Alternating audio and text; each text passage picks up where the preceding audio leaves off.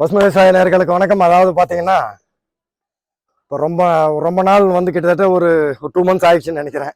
எங்களுடைய பேட்டிகள் இப்போ திரு அன்பு இங்கே அதாவது ஊத்துக்கோட்டை, நம்ம பெரியபாளையம் பக்கத்தில் இந்த திருவள்ளூர் மாவட்டத்தில் நீங்களே பார்க்கலாம். அந்த ஊத்துக்கோட்டைக்கு முன்னாடியே ஒரு மாருதி ஹோட்டல்னு சொல்லிட்டு அவங்களுடைய பண்ணை கிட்டத்தட்ட ஒரு 30-40 ஏக்கர் இருக்கும்னு நினைக்கிறேன் அது அந்த பண்ணை. அதனால் அதில் இப்போ எப்படின்னா இந்த இந்த ஸ்ப்ரேயர் இந்த மாதிரி அது கொஞ்சம் பேட்டரி சரியாக வேலை செய்யலை அப்படின்னு சொல்லியிருந்தார் சார். அதனுடைய அவர் உரிமையாளர் மிஸ்டர் பிரபாகர் சார் அது சொல்லியிருந்தார்.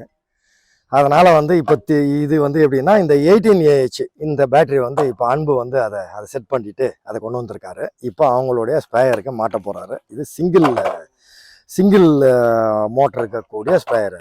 இது டபுள் கிடையாது. இப்போ இது 18AH இப்போ எல்லாம் செட் பண்ணிவிட்டு ஃபுல்லாக எல்லாம் க்ளீனாக எல்லாம் பேக் பண்ணியாச்சு. இப்போ இதை எப்படி செட் பண்ணுறதுன்றதை இப்போ பார்க்கலாம். அன்பு அவருடைய அந்த இதை சொல்லுவார். இப்போ பசுமை விவசாய நேயர்கள் அனைவருக்கும் வணக்கம். ஏற்கனவே நம்ம பேட்டரி ஸ்ப்ரேயர் பற்றி நிறைய பதிவு பண்ணிக்கிட்டு இருக்கோம். இன்றைக்கி நம்ம வீடியோ பார்த்துட்டு இன்னொருத்தர் நம்மக்கிட்ட பேட்டரி வாங்கியிருக்காரு. அது ஏற்கனவே ஸ்ரீதர் சார் உங்ககிட்ட அறிமுகம் பண்ணி சொல்லியிருப்பார். இப்போ ஊத்துக்கோட்டை, திருவள்ளூர் மாவட்டம் ஊத்துக்கோட்டை அந்த பகுதியில் நம்ம இந்த பேட்டரியை அசம்பிள் பண்ணி கொண்டு இப்போ மாட்டுறோம். அந்த இதில் இருக்கிற பேட்டரி பார்த்தீங்கன்னா இந்த லித்தியம் பெரோ பாஸ்பேட். இது 6AH பேட்டரி. இது பார்த்தீங்கன்னா 15AH. 6 இங்கே பாருங்கள், 6 15AH. இது 6AH சின்ன செல்லு. அந்த க்ரீன் கலரில் இருக்குது 15AH செல்லு. சரிங்களா? இந்த பேட்ரி தான் நம்ம அசம்பிள் பண்ணியிருக்கோம் இந்த பேட்டரிக்கு உள்ள. இப்போது நம்ம வீடியோ பார்த்துட்டு இது பெரிய ஒரு 35 ஏக்கராக்கு மேலே ஒரு ஃபார்ம். இது பெரிய பண்ணை. இதில் மல்டி கிராப் நிறைய செய்திருக்காங்க. அவங்களுக்கு அதிகமான யூசேஜ் கிட்டத்தட்ட ஒரு 5-6 பேட்டரி ஸ்ப்ரேயருக்கு மேலே இவங்கக்கிட்ட இருக்குது. இதில் இப்போது ஒரு ட்ரையலுக்காக ஃபஸ்ட்டு ஒன்று போட்டு பார்க்குறாங்க. நல்லா இருந்தால் அடுத்த கட்டத்துக்கு திரும்ப கண்டினியூ பண்ணலாம் அப்படின்றதுனால இப்போ இவருக்காக இப்போ புதுசாக ஒன்று அறிமுகம் இப்போ பண்ணுறோம்.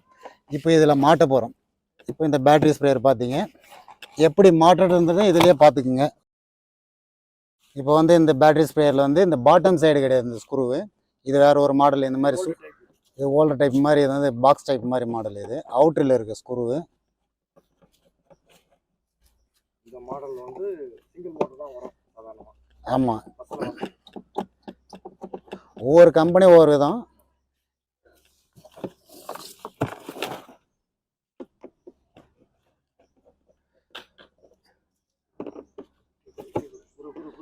இதில் நீங்கள் நிறைய பிரச்சனை என்ன சந்திக்கிறீங்கன்னா, பேட்டரி ஸ்ப்ரேயரில் இந்த பேட்டரி தான் உங்களுக்கு ஃபெயிலியர். பேட்டரி ஸ்ப்ரேயர் எந்த கம்பெனியாக இருந்தாலும் பேட்டரி மட்டும்தான் ஃபெயிலியர் ஆகும், வேறு எதுவும் ஃபெயிலியர் ஆகாது.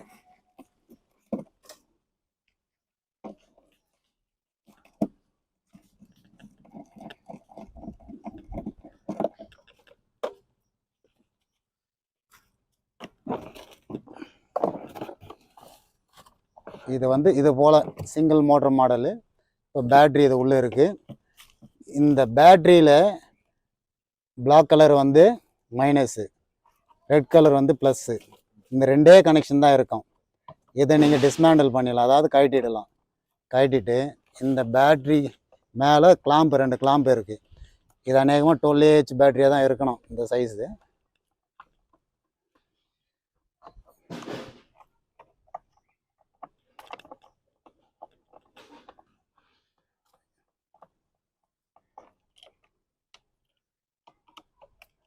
நீங்களே மாட்டிக்கலாம். இதுக்காக நீங்கள் எடுத்துக்கிட்டு நீங்கள் ரொம்ப தூரம் நீங்கள் போகணும்னு அவசியம் கிடையாது. ஒரு மெக்கானிக்கிட்ட இருந்தாலும் மெக்கானிக் போனால் தான் வாத்தியார்கிட்ட போனோம் இல்லை. அது இருக்கிற விவசாயம் மாட்டிக்கலாம். விஷயம் தெரிஞ்சவங்க மாட்டிக்கிங்க. அதுக்காக மெக்கானிக்கை நான் குறை சொல்லலை, உங்கள் லோக்கலில் இருக்கிற மெக்கானிக்கு. இப்போ பார்த்தீங்கன்னா இது லெட் ஆசிட்டு.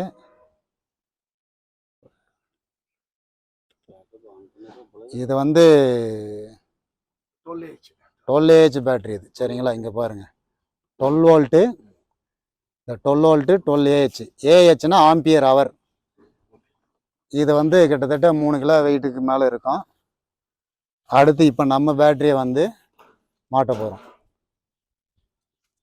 அவங்க போட்ட மாதிரி. ஏன்னா இந்த இந்த மாடலுக்கு வந்து எல்லாமே இப்போ டாப்பில் தான் இருக்குது இந்த டெர்மினல். இது பாட்டம் சைடு. இதை நீங்கள் இப்படி கவுத்து போட்டுட்டிங்கன்னா வாட்ரு வந்து இது மேலே சேறு வாட்டரெல்லாம் படுறதுனால உங்களுக்கு ஷார்ட் சர்க்யூட் ஆகி பேட்ரி ஃபெயிலியர் ஆகிடும். எப்போவுமே வந்து வானத்தை நோக்கி தான் இந்த பேட்ரி டெர்மினல் இருக்கணும். எந்த மாடல் பேட்ரி ஸ்ப்ரேயராக இருந்தாலும் நீங்கள் தண்ணி ஊற்றுறீங்கன்னா அதுக்கு மேலே டாப்பில் இருக்கணும். இப்போ நான் சொன்னல, இப்போ டிஸ்மேண்டில் பண்ணிவிட்டு திரும்ப வந்து அசம்பிள் பண்ணுறேன். இதே போல் நீங்கள் சிம்பிள் தான், 2 ஒயர் எடுத்தீங்களா அதே போல் ப்ளஸ் மைனஸ் போட்டுட்டு இப்போ சும்மா நீங்கள் வந்து ஓட்டி பார்க்கலாம். இங்கே சுவிட்ச் இதில் இருக்குது.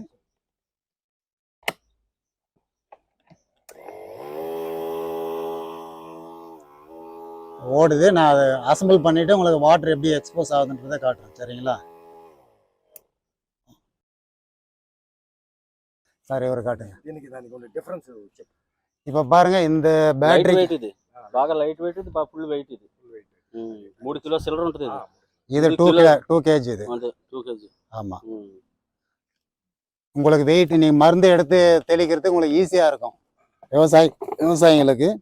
இதுலேயே வந்து 15 ஏச்சுன்னா 1.5 கிலோ வெயிட் வரும். 12 ஏச்சுன்னா 1/300 வரும். 1 கிலோ 300 கிராமு. இதே 15 ஏச் அதாவது 15 ஏஹெச் வந்து 1 கிலோ 500 கிராம் கிட்ட வரும். இது வந்து 2 kg வரும், அதாவது 2 கிலோ வரும்.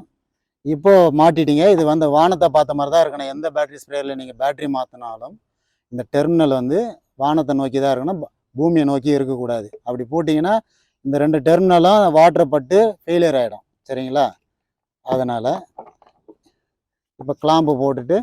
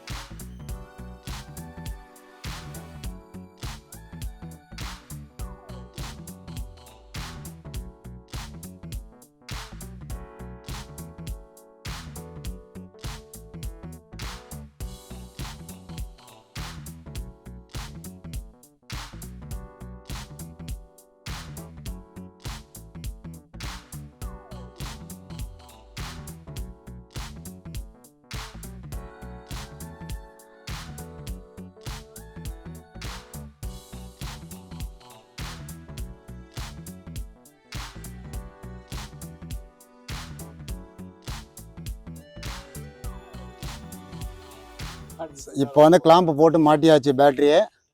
இப்போ வந்து டோட்டலாக இந்த டேங்க்கும் ஃபிட் பண்ணிட போகிறோம். இது வந்து சிங்கிள் மோட்டர் டைப் தான். இது 18 ஏஹெச்ன்றதுனால நல்லா டைமிங் கொடுக்கும். இது வந்து லித்தியம் பெரோ பாஸ்பேட்டு. உங்களுக்கு திரும்ப சொல்கிறேன், லெட் ஆசிட் கிடையாது. லித்தியம் அயன் ஒரு பேட்டரி வருது. அது வந்து அதனுடைய லைஃப் சைக்கிள்ஸ் பார்த்தீங்கன்னா சார்ஜிங் டிஸ்சார்ஜிங் வந்து 3000 முறை சார்ஜிங் டிஸ்சார்ஜிங் வந்து லித்தியம் பெரோ பாஸ்பேட் செய்யலாம். லித்தியம் அயன் வந்து 1500 முறை தான் செய்ய முடியும். இந்த பேட்டரிக்குள்ள இந்த பிஎம்எஸ் பேட்டரி மேனேஜ்மெண்ட் சிஸ்டம் அப்படின்னு இந்த எலக்ட்ரானிக்ஸ் போர்டு தான் இதை உள்ள ஃபிட் பண்ணி வச்சுருக்கோம். இது ஒவ்வொரு செல்லையும் அந்த செல் எடுங்க சார். இது வந்து ஒவ்வொரு செல்லினுடைய பாசிட்டிவில் இந்த ஒவ்வொரு சென்சார் ஒயரையும் கனெக்ட் பண்ணியிருப்போம். இந்த செல்லை வந்து சார்ஜிங் வந்து எவ்வளோ ஏறணும், எவ்வளோ வந்து ட்ரெயின் லைனில் வைக்கணும் அப்படின்றது வந்து இந்த சென்சார் ஒயர் மூலிமா தான் சிக்னல் போகும். சிக்னல் போன பிறகு இந்த பேட்டரியிலேருந்து வர பவரை வந்து மானிட்டர் பண்ணிவிட்டு இது வழியாக அவுட்புட்டு கொடுக்கும். இது வந்து ஒரு சுவிட்ச் மாதிரி ஆக்ட் பண்ணும். இது நம்ம மேனுவலாக நம்ம வீட்டில் வந்து யூஸ் பண்ணுற எலக்ட்ரிக் பல்ப் வந்து மேனுவலாக நம்ம ஆன் ஆஃப் பண்ணுறோம். அதுக்கு பதிலாக வந்து இந்த பிஎம்எஸ் வந்து உங்களுக்கு வந்து கட் ஆஃப் பண்ணும். கரெக்டாக சார்ஜ் ஏற்றும். கரெக்டாக ட்ரெயின் டைமில் வந்து கரெக்டாக ட்ரெயின் ஆகும்போது கட் பண்ணிவிடும், அதாவது குறைய வரும்போது. இதனால் என்ன பெனிஃபிட்னா, பேட்ரி வந்து அதிக சார்ஜிங்கில் உப்பிடும், அதாவது பல்ஜ் ஆகிடும். பல்ஜ் ஆகிறத வந்து கண்ட்ரோல் பண்ணும். அது வந்து ஆகாமல் சேஃப்டி மோடில் வச்சுக்கோங்க. அதுக்காக தான் இந்த கிட்டு வந்து போடுறோம் நம்ம. இது வந்து பேட்டரி மேனேஜ்மெண்ட் சிஸ்டம். இது வந்து சென்சார். இந்த சென்சார் எதுக்குன்னா ஹீட் சென்சார், அதாவது என்டிசி, நெகட்டிவ் டெம்பரேச்சர் கோஎஃபிசியன்ட். இந்த சென்சார் வந்து இந்த பேட்டரிக்கு உள்ளே வந்து இந்த கிட்டுக்கு உள்ளே வந்து அட்டாச் பண்ணி வச்சுருப்போம். இந்த பேட்டரியில் ஏதாவது ஒரு குறிப்பிட்ட டெம்பரேச்சருக்கு மேலே ரைஸ் ஆகுது, இன்க்ரீஸ் ஆகுது, அதாவது அதிகமாகுதுன்னா உடனே வந்து இது சேஃப்டிக்காக பவரை வெளியே லோடு கொடுக்காம கட் பண்ணி விட்டுடும். அதனால் பேட்டரி இது வந்து அதிக பவர் வெளியே போகாமல் தடுத்து இதை வந்து சேஃப்டி மோடில் வச்சுக்கும். இந்த சார்ஜிங் டிஸ்சார்ஜிங் நடக்கும்போது இந்த பிரச்சனையெல்லாம் இருக்காமல் எப்பவுமே உங்களுக்கு லைஃப் லாங் வரணும் அப்படின்றதுக்காக 2 வீலருக்கு வர அதே பிஎம்எஸ் அதில் வந்து பெரிய வாட்டேஜுக்கு ஏற்ற மாதிரி, ஆம்ஸுக்கு ஏற்ற மாதிரி நம்ம வந்து இதனுடைய கெப்பாசிட்டி வந்து இன்க்ரீஸ் பண்ணோம். இது வந்து 20 ஆம்ஸ் பிஎம்எஸ் போடுறோம், டேலி பிராண்டு. இதில் லோக்கல்லாம் நிறையா இருக்குது, அதெல்லாம் வேஸ்ட்டு. இதை வந்து 2 ஒயரும் நீங்கள் வந்து பாசிட்டிவ் நெகட்டிவும் டச் பண்ணோம்னா இது ஃபயர் ஆகாது. அதனால் இப்போ வந்து உங்களுக்கு வோல்டேஜ் இதில் காட்டிடுறேன். இப்போ வந்து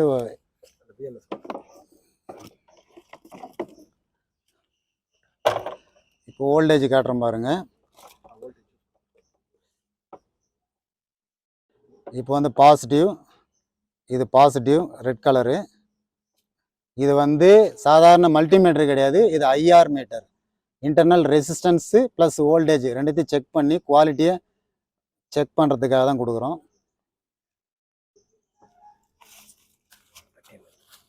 இப்போ பாருங்கள், 13.278 வோல்ட் இருக்குது. இன்னும் ஃபுல் சார்ஜிங் நான் செய்யலை, ஏன்னா வந்து நான் முக்கால் பகுதியை தான் இப்போ ஏறி இருக்கோம். திரும்ப அசம்பிள் பண்ணிவிட்டு ஃபுல் சார்ஜிங் போட சொல்லிவிடுவேன். அப்போ வந்து உங்களுக்கு 14 வோல்ட்டுக்கு மேலே ஸ்டோர் ஆகிட்டு அதுக்கு மேலே ஏற்றாது, இந்த பேட்ரி கட் பண்ணி விட்டுடும். இதில் இன்டர்னல் ரெசிஸ்டன்ஸு எல்லாமே இதில் பார்த்துக்கலாம். இப்போ நீங்களே இதை பார்த்துருப்பீங்க. இது ப்ராப்பராக வந்து இந்த மீட்டர் மூலிமா செக் பண்ணுறதுனால தான் உங்களுக்கு வந்து அந்த பேக்கப் டைமிங்கெல்லாம் வந்து கரெக்டாக இருக்கா, வீக் பொசிஷனில் இருக்கா அப்படின்றதெல்லாம் வாட்ச் பண்ணுவோம். சரிங்களா? இப்போது இதில் வந்து நீங்கள் மெயின்டெனன்ஸை வந்து பேட்டரியை வந்து மாட்டின பிறகு சார்ஜிங் வந்து எப்படி செய்யணும்னா, உடனே மருந்து தெளித்து உடனே வந்து உடனே ஃபீல்டு ஓவர் முடிச்சுட்டு நீங்கள் அக்ரிகல்ச்சர் லேண்ட்லேருந்து வருவீங்க. உங்கள் விவசாய நிலத்துலேருந்து வந்து நீங்கள் பம்ப் செட்டில் வந்து சார்ஜ் செய்கிறீங்களோ அல்லது வீட்டில் சார்ஜ் செய்கிறீங்களோ, அன்றைக்கி நைட்டே சார்ஜ் செய்த பிறகு தான் நீங்கள் ஸ்டோரேஜில் வைக்கணும். ஒரு 2 டேங்கு 3 டேங்கு தான் ஓட்டுன்னு அப்படின்லாம் இருக்கக்கூடாது. அது நாங்கள் ஏன் சொல்கிறோன்னா, இது வந்து நீங்கள் ஒரு முறை இந்த பேட்ரி லித்தியம் பெரோபாஸ்பேட்னா ஒரு பெனிஃபிட்னா, ஒரு 4 மாதம் நீங்கள் சார்ஜ் செய்யாமல் கூட வச்சுக்கிட்டு இருக்கலாம். அது வந்து மெயின்டெனன்ஸ் செய்ய முடியாத இருக்கிறவங்களுக்கு தான் அந்த இது. எப்பவுமே வந்து சார்ஜிங் டிஸ்சார்ஜிங் செய்தீங்கன்னா கம்பெனி தரப்பில் சொல்கிற மாதிரி அந்த 8 வருஷம் 5 வருஷம் வந்து இந்த பேட்டரி நல்லா உழைக்கும். கம்பெனி தரப்பில் 8 வருஷம் சொல்கிறாங்க, வாரண்டி கேரண்டிலாம் வந்து நல்லா உழைக்கும் அப்படின்னு. நாங்கள் சொல்கிறது 3லேருந்து 5 ஆண்டு. ஏன்னா நீங்கள் சரியாக மெயின்டெனன்ஸ் செய்ய மாட்டீங்க. அதனால் வந்து ஒரு 1000 சைக்கிள்ஸ் தள்ளுபடி பண்ணால் கூட உங்களுக்கு வந்து ஒரு 5 வருஷம் கண்டிப்பாக வேலை செய்யும். வருஷத்துக்கு 365 நாள். அதை நீங்கள் வந்து 3000 வந்து நீங்கள் 365 வகுத்தீங்கன்னா ஒரு 8 வருஷம் உங்களுக்கு வந்து வேலை செய்யணும்னு உங்களுக்கு தெரியும். இப்போ இது அசம்பிள் பண்ணியாச்சு. இப்போ அடுத்து வாட்டர் ஊற்றி உங்களுக்கு ஓட்டி காட்டுறோம் பாருங்கள்.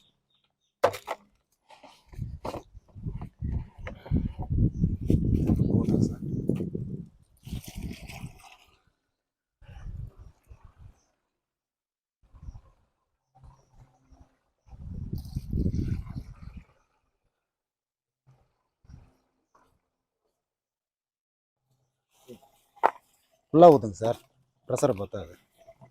இது டஸ்ட் இல்லை, ஃபில்டர் எடுத்துகிட்டே ஊற்றுங்க. மெதுவாக, கொஞ்சம் மெதுவாக. இல்லை சார், ஃபுல்லாக போடுங்க. ஏன்னா ப்ரெஷர் இருந்ததுன்னா கொஞ்சம் நல்லாயிருக்கும். வேகமாக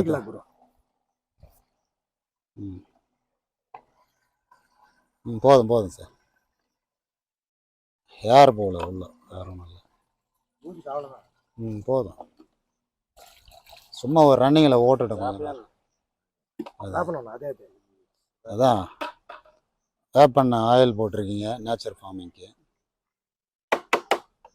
அதான் பிசு பிசு பிசுன்னு இருக்கு. இல்லை இல்லை இல்லை, சும்மா கீழே வச்சு ஓட்டிக்கலாம் சார்.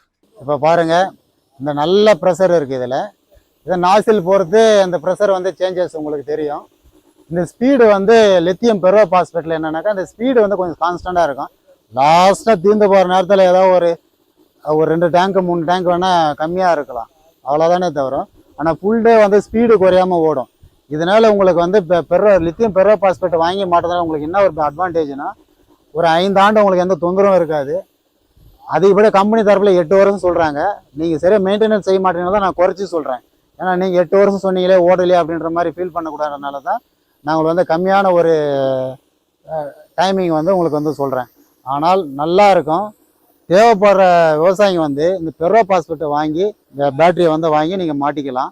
நீங்கள் இப்போ அதிகமாக சந்திக்கிற பிரச்சனையே இல்லை, இந்த பேட்டரி ஸ்ப்ரேயரில் அடிக்கடி பேட்டரி போயிடும். ஒரு வருஷத்துலேயே லெட் ஆசிட் பேட்டரி போயிடும். அதுக்கு ஒரே தீர்வுன்னு பார்த்தீங்கன்னா லித்தியம் பெரோ பாஸ்பேட் பேட்டரி மட்டும்தான் இதுக்கு ஒரே தீர்வு. நீங்கள் எத்தனை பேட்டரி வாங்கி போட்டாலும், எந்த பிராண்டு பேட்டரி ஸ்ப்ரேயர் வாங்கினாலும் பேட்டரி தவிர மற்ற எல்லா பொருளுமே நல்லா இருக்கும். பேட்டரி ஸ்ப்ரேயருக்கு மெயின் ஆர்ட்டு, அதாவது இதயமே பேட்டரி தான். ஏன் அது ஃபெயிலியருன்றது ஒரு மனநிலை உங்களுக்கு வந்துச்சுன்னா, பேட்டரி சீக்கிரம் போயிடுதுன்றதுனால தான் நீங்கள் வந்து இது ஃபெயிலியரு அப்படின்ற மாதிரி ஒரு முத்திரை குத்திட்டீங்க. மருந்து தெளிக்கிறதுல ஒரே சிங்கிள் ஆள் வந்து வச்சு ஈஸியாக ஓட்டக்கூடிய ஒரே மருந்து தெளிப்பான் வந்து பார்த்தீங்கன்னா பேட்டரி ஸ்ப்ரேயரால் மட்டும்தான் சிங்கிள் ஆள் ஹேண்டில் பண்ணலாம். இதே பவர் ஸ்ப்ரேயர் பெட்ரோல் இன்ஜினில் போட்டு நீங்கள் யூஸ் பண்ணுறீங்கன்னா என்ன ஆகுனா, அதுக்கு 2 பேர் வேணும். அதிகப்படியாக தண்ணி இது ஊற்றுறதுக்கே 2 பேர் வேணும். மருந்து தெளிவு மொத்தம் 3 பேர் வேணும். ஒரு சிலர் வந்து 2 பேரில் அடித்து முடிச்சுவீங்க. அது உங்களுடைய எஃபிஷியன்சி பொறுத்து மாறுபடும். இருந்தாலும் சிங்கிள் ஆள் தேவைப்பட்டால் நிறுத்திக்கலாம், திரும்ப ஆன் பண்ணிக்கலாம். பெட்ரோல் இன்ஜின் ஒவ்வொரு முறை நீ நிறுத்திட்டு திரும்ப வந்து கயிறு போட்டு இழுத்து இன்ஜின் ஆன் பண்ணுறது கஷ்டம்.